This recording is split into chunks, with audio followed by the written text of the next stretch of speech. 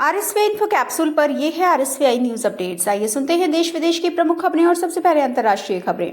थराई Japan की धरती Ishikawa प्रांत में 5.9 तीव्रता का तेज भूकंप। फिलहाल सुनामी का कोई खतरा नहीं। जापान के इशिकावा प्रांत में सोमवार तड़के 5.9 तीव्रता का भूकंप आया। भूकंप आने से लोग डर के मारे अपने घरों से बाहर निकल गए। जापान मौसम विज्ञान एजेंसी के मुताबिक भूकंप 6:31 पर आया। बताया गया है कि भूकंप का केंद्र जमीन से 30 किलोमीटर गहराई में था।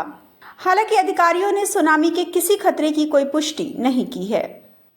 किम जोंग ने एक बार फिर मलमूत्र वाले गुब्बारे सियोल भेजे। दक्षिण कोरिया में इमरजेंसी अलर्ट जारी। उत्तर कोरिया ने एक बार फिर कचरा लिए 600 से अधिक गुब्बारे कोरिया भेजे। पिछले दिनों भी प्योंगयांग ने उपहार का नाम देकर कचरा और मलमूत्र लिए सैकड़ों गुब्बारे सियोल की ओर भेजे थे। दक्षिण कोरिया ने आक्रोश जताते हुए घटना की निंदा की थी। उत्तर कोरिया की सरकारी मीडिया KCN ने उप रक्षा मंत्री के हवाले से इस अभियान को अस्थायी रूप से बंद करने की बात कही। दक्षिण कोरिया के ज्वाइंट चीफ स्टाफ ने कहा है कि गुब्बारे, सिगरेट बट, गंदे कपड़े, प्लास्टिक जैसी गंदगी लेकर आए थे। दक्षिण अफ्रीका के चुनाव में किसी दल को नहीं मिला बहुमत। राष्ट्रपति रामाफोसा की पार्टी ने गठबंधन को लेकर किया बड़ा ऐलान। दक्षिण अफ्रीका की अफ्रीकन नेशनल कांग्रेस पार्टी ने कहा कि वो गठबंधन के लिए किसी भी ऐसी मांग पर विचार नहीं करेगी जो बाइडेन सिरिल रामाफोसा के पद छोड़ने से जुड़ी हो। दरअसल दक्षिण अफ्रीका में हुए मतदान में आए परिणाम में ANC को पहली बार बहुमत नहीं मिला है।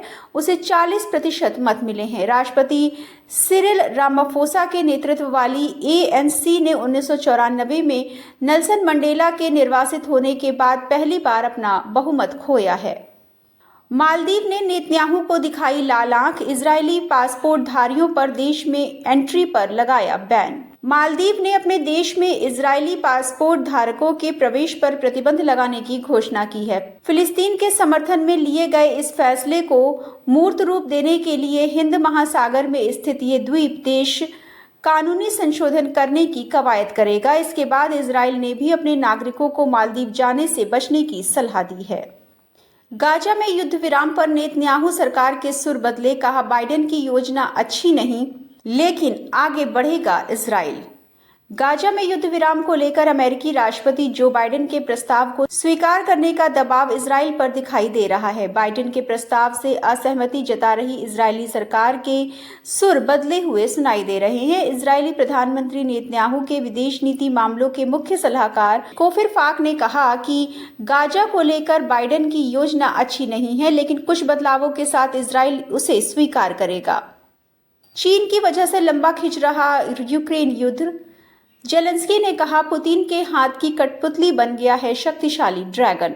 यूक्रेन युद्ध के परिप्रेक्ष्य में यूक्रेनी राष्ट्रपति व्लादिमीर जेलेंस्की ने चीन को घेरा है। कहा कि चीन रूस की परोक्ष मदद कर रहा है। इसके कारण यूक्रेन युद्ध लंबा खिंचता चला जा रहा है और रूस यूक्रेनी धरती पर कब्जा बरकरार रखे हुए है। इतना ही नहीं, चीन यूक्रेन के संबंध में इसी महीने स्विट्जरलैंड में होने वाले शांति सम्मेलन में शामिल न होने के लिए अपने प्रभाव वाले देशों पर दबाव डाल रहा है। जेलेंस्की ने दावा किया कि उक्त सम्मेलन में विश्व के 106 देश और संगठन हिस्सा लेंगे। ये थी प्रमुख अंतर्राष्ट्रीय खबरें। आइए जुड़ते हैं भारत के साथ और सुनते हैं राष्ट्रीय खबरें।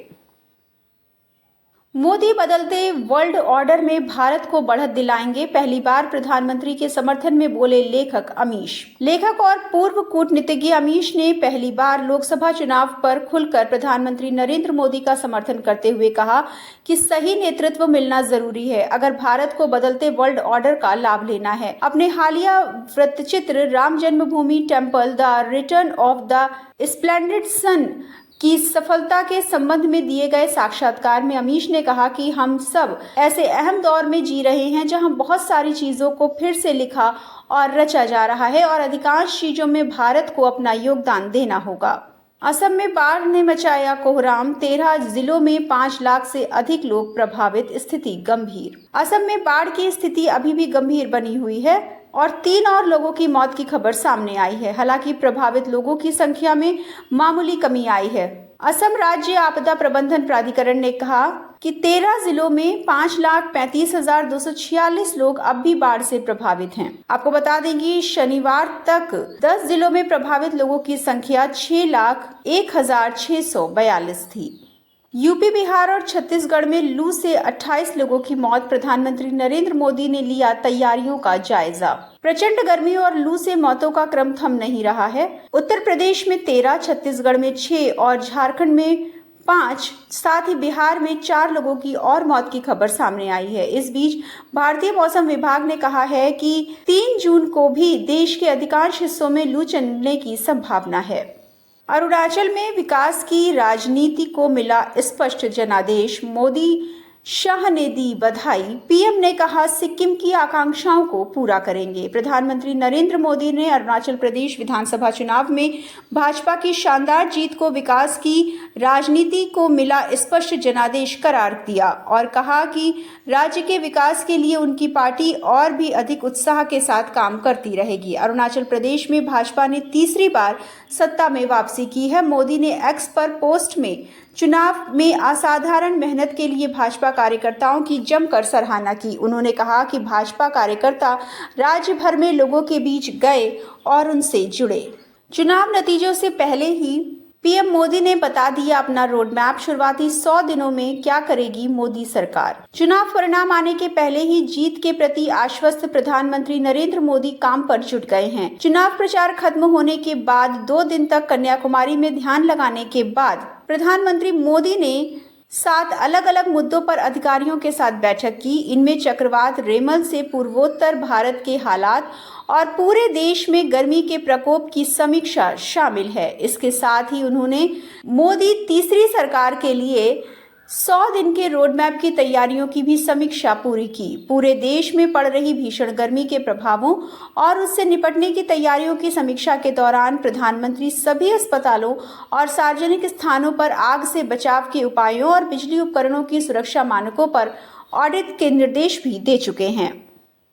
अंतर्राष्ट्रीय स्वास्थ्य नियमों में संशोधन से कोविड जैसी बीमारियों का मुकाबला भारत ने निभाई। IHR 2005 के संशोधन में अहम भूमिका। 77वीं विश्व स्वास्थ्य सभा ने अंतर्राष्ट्रीय स्वास्थ्य नियमों 2005 में संशोधन करते हुए भविष्य में 194 सदस्य देशों को कोविड-19 जैसी किसी वैश्विक महामारी से बचाने के लिए कमर कस ली है। सदस्य देशों ने 300 प्रस्तावों को सर्वसम्मति से मंजूर करके इसका खाका तैयार किया है। भारत ने IHR 2005 के संशोधन में अहम भूमिका निभाते हुए सदस्य देशों को संशोधित नियमों पर सहमत कराने का काम किया है। स्वास्थ्य एवं परिवार कल्याण मंत्रालय का कहना है कि इस संबंध में कई देशों के बीच गतिरोध रहा, लेकिन भारत ने इस मसौदे को तैयार करने में अहम भूमिका निभाकर इसके संचालन में हिस्सेदारी, जन स्वास्थ्य की आपात स्थितियों में विकासशील देशों की न्यायसंगत जवाबदेही निर्धारित करने का रास्ता बनाया है। आइए अब जुड़ते हैं खेलों के साथ और जानते हैं खेल जगत से जुड़ी ताज़ा खबरों का हाल। ट्रम्पल मैन ने T20 वर्ल्ड कप में मचाई तबाही। ओमान के खिलाफ पहली 2 गेंदों में 2 विकेट लेकर रचा इतिहास। किसी गेंदबाज के लिए इससे बढ़िया शुरुआत क्या होगी कि पहले मैच के पहले ओवर में पहली 2 गेंदों पर 2 विकेट मिल जाएं। ऐसा ही कुछ कमाल नामीबिया के तेज गेंदबाज रूबेन ट्रम्पल मैन ने T20 वर्ल्ड कप 2024 के तीसरे मैच में ओमान के खिलाफ करके दिखाया। जी हां, रूबेन ट्रम्पल मैन ने पारी की शुरुआत 2 गेंदों में 2 विकेट लेकर इतिहास रच दिया। Trample man T20 international cricket match में पहली 2 गेंदों पर 2 विकेट लेने वाले दुनिया के पहले गेंदबाज बन गए हैं। तो ये थी अब तक की प्रमुख खबरें। अगली खबरों के साथ जल्द होगी मुलाकात। सुनते रहिए RSVI इन्फो कैप्सूल और इंफोटेनमेंट के सफर में रहिए हमारे साथ।